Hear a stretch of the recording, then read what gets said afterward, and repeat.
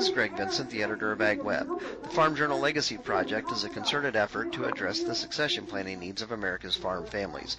I caught up with Kevin Spafford, Farm Journal succession planning expert and owner of Legacy by Design, last week in Columbia, Missouri, at one of the workshops being held by Farm Journal to help farmers get the process for succession planning started. Really, Greg, our whole objective is to get families to have the conversation, to understand there's a defined process. We all have concerns, but there are, let's call them tools and techniques to overcome some of those concerns, or to solutions, if you will, to the problem. Okay, so if we come through today, we get through it, what are they going to walk out with at the end of the day? They're going to walk away with some tools. They're going to walk away with some tools that are completed, if you will, in class, that are going to become conversation pieces for a family meeting. They can replicate them online, and then they can use them to have their own family meeting and talk about some of the succession issues that are maybe they're hesitant about. Okay, we have what, 165 people in this room today. That's one state. Obviously, it's a big need out there. You can't serve everybody. What are the steps that people need to take if you can't, if Kevin Spafford can't get to them? Boy, I always suggest, farmers are self-reliant. They're very independent. Do as much as you possibly can using some of the, let's call them pre-prepared tools that we provide, and then start having the conversation. And then as you have those conversations, you're going to bump into other people that have had this kind of help, and or people that will give you that kind of help.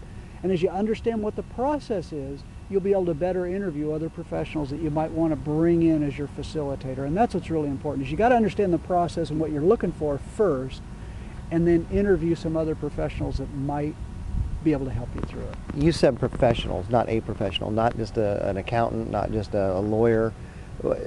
It involves a whole lot more than just one person, one expert to get this done, right? That should be reassuring, because it absolutely involves a team. That team doesn't mean that they're all employed right now all at one time, but it does mean that there isn't a single individual that can help you through every facet of the process. You might need to bring in an accountant, bring in a legal person, bring in a financial person. Some people need to bring in a a counselor, a family counselor. And that's all okay, as long as you understand it's a team process, and it goes from step to step to step. There's no single one way to get there.